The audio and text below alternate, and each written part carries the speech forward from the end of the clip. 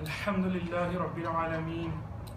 والصلاة والسلام على سيد المرسلين أما بعد فأعوذ بالله من الشيطان الرجيم بسم الله الرحمن الرحيم. سرکار دو عالم صلی اللہ تعالیٰ علیہ وآلہ وسلم نے ارشاد فرمایا، جس نے مجھ پر ایک بار درود پاک بھیجا اللہ عز و جل اس پر 10 رحمتیں بھیجتا ہے، اور جو مجھ پر 10 بار درود پاک بھیجے اللہ عز و جل اس پر 100 رحمتیں نازل فرماتا ہے. صلو علی الحبیب صلی اللہ علیہ وسلم. امام ابو نعیم احمد بن عبداللہ اصفہانی قدس سر نورانی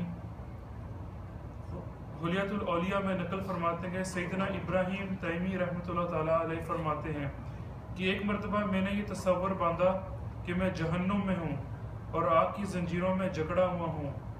یعنی زہریلے کانٹے اور درخت کھا رہا ہوں اور دوزخیوں کا پیپ پی رہا ہوں.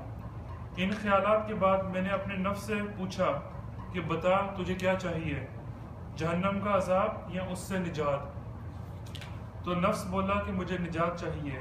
میں چاہتا ہوں کہ میں دنیا میں واپس چلا جاؤں اور ایسے عمل کروں جس کی وجہ سے مجھ سے دوزخ سے نجات مل جائے.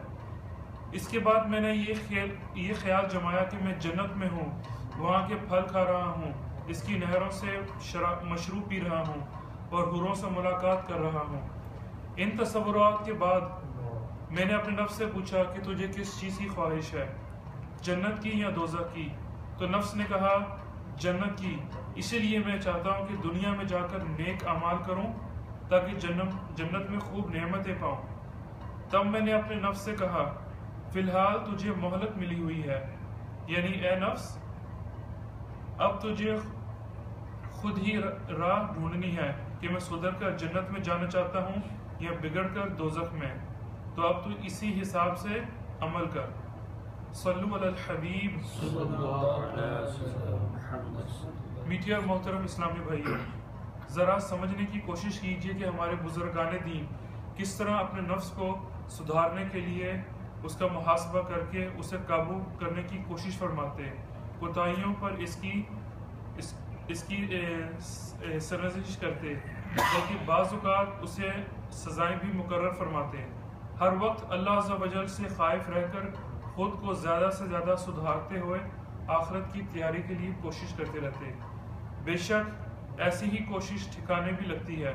قرآن مجید فرقان حمید میں پارہ سورہ بنی اسرائیل آیت نمبر 19 میں اللہ رب العباد عز و جل ارشاد فرماتا ہے وَمَنْ أَرَدَ الْآخِرَةَ وَسَعَى لَهَا سَعْيَهَا وَهُوَ مُؤْمِنٌ فَأُولَئِكَ كَانَ سَعْيُهُمْ مَشْكُورًا. ترجمہ کنز الایمان. جو آخرت چاہے اور اس کی سی کوشش کرے اور ہو ایمان والا تو انہی کی کوشش ٹھکانے لگی.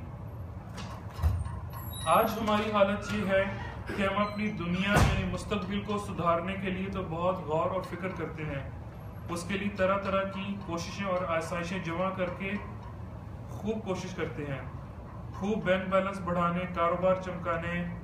اور آئندہ کی دنیاوی راحتوں کے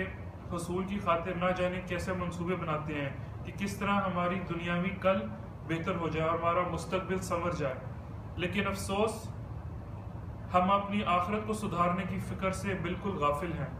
اور اس کی تیاری کے معاملے میں بالکل غور اور فکر نہیں کرتے اور کاہلی کا مظاہرہ کرتے ہیں. حالانکہ صرف اس دنیاوی کل کے سدھرنے کا انتظار کرنے والا نہیں جانتا کہ موت کی ہچکیوں سے ہم کبھی بھی موت سے جا مل سکتے ہیں اور وہ روشن مستقبل پا کر خوشیاں منانے کی بجائے اندھیری قبر میں اتر کر افسوس میں جا پڑ سکتے ہیں. فقط دنیاوی زندگی سدھارنے کے فکر میں اسی کے لیے مصروف رہنا، اپنی آخرت کی بھلائی کے لیے فکر و عمل سے غفلت برتنا اور اپنے پرانے اعمال پر اپنا حساب نہ لیتے ہوئے آئندہ گناہوں سے بچنے اور نیکیاں کرنے کا عزم نہ کرنا، یہ سراسر نقصان کی بات ہے. اور سمجھدار وہی ہے کہ جو حساب آخرت کو پیش نظر رکھتے ہوئے خود کو سدھارنے کے لیے اپنے نفس کا سختی سے محاسبہ کرے، گناہوں پر افسوس کرے اور برے انجام کا خوف محسوس کرے، جیسا کہ ہمارے بزرگان دین اور ہمارے اسلاف کا طرز عمل رہا ہے. سیدنا امام محمد غزالی رحمۃ اللہ علیہ نقل کرتے ہیں کہ حضرت سیدنا ابن السمہ علیہ رحمۃ اللہ نے ایک دفعہ اپنا محاسبہ کیا اور اپنی عمر شمار کی تو تقریباً 60 برس نکلی۔ ان 60 برسوں کو 12 سے ضرب دیتے ہوئے 720 مہینے بنے۔ 720 مہینوں کو مزید 30 سے ضرب دے کر اپنے دنوں کا حساب لگایا، اور جو آپ رحمۃ اللہ تعالیٰ کی مبارک ایام تھے، آپ نے اپنے آپ سے مخاطب ہو کر کہا، اگر مجھ سے روزانہ ایک بھی گناہ سرزد ہوا ہے تو میں اب تک 21,600 گناہ کر چکا ہوں، جبکہ اس وقت میں ایسے ایام بھی شامل ہو گئے جس میں ایک دن میں 1000 گناہ بھی کیے ہوں گے۔ یہی ان کا کہنا تھا کہ اللہ کے خوف سے وہ لرز گئے، پھر ان کے منہ سے چیخ نکلی اور وہ زمین پر تشریف لے آئے بے ہوش ہو کر۔ تو دیکھا گیا تو ان کی روح قفس عنصری سے پرواز کر چکی تھی اور وہ دنیا سے رخصت ہو چکے تھے۔ صلو علی الحبیب صلی اللہ تعالی علی محمد۔ پیارے اور محترم اسلامی بھائیوں، ہمیں غور فرمانا چاہیے کہ جو بزرگان دین رحمہ اللہ المبین ہیں، ان کا انداز فکر کس قدر اعلیٰ تھا اور وہ کس طرح اپنے نفس کو سدھارنے کے لیے محاسبہ فرماتے ہیں۔ وہ ہر دم نیکیوں میں مصروف رہنے کے باوجود خود کو گناہ گار تصور کرتے اور ہمیشہ اللہ عز و جل سے ڈرتے رہتے، یہاں تک کہ ان پر خوف طاری ہوتا اور اکثر ان کی روحیں بھی پرواز ہو جاتی۔ مگر افسوس، ہماری حالت یہ ہے کہ ہم شب و روز گناہوں کے سمندر میں غرق رہنے کے باوجود نہ ہمیں احساس ندامت ہے اور نہ آخرت کا خوف۔ ہمارے اسلاف شب بیداریاں کرتے، رات کو جاگتے، کثرت سے روزے رکھتے، بہت سارے نیک اعمال بجا لاتے، مگر خود کو پھر بھی کم تر خیال کرتے اور خوف خدا سے لرزتے رہتے۔ ان کی شان تو یہ ہے کہ وہ مستحبات کو بھی ترک کرنے کو اپنے لیے برا سمجھتے اور اس کو برائی جانتے، اور نفلی عبادات میں بھی کمی کو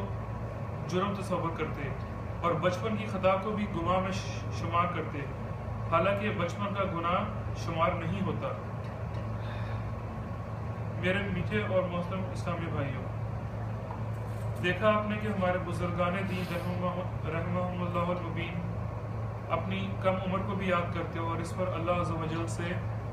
کس قدر خوف محسوس کرتے، اور ہم بدنصیبیوں کی حالت ہے کہ ہم بالغ ہونے کے باوجود جان بوجھ کر بھی گناہ کو قبول کرتے ہیں اور نیکیوں اور بھرپور نیکیوں کو یاد رکھ کر ان پر اتراتے ہیں۔ صلو علی الحبیب صلی اللہ تعالی علی محمد صلی اللہ علیہ وسلم۔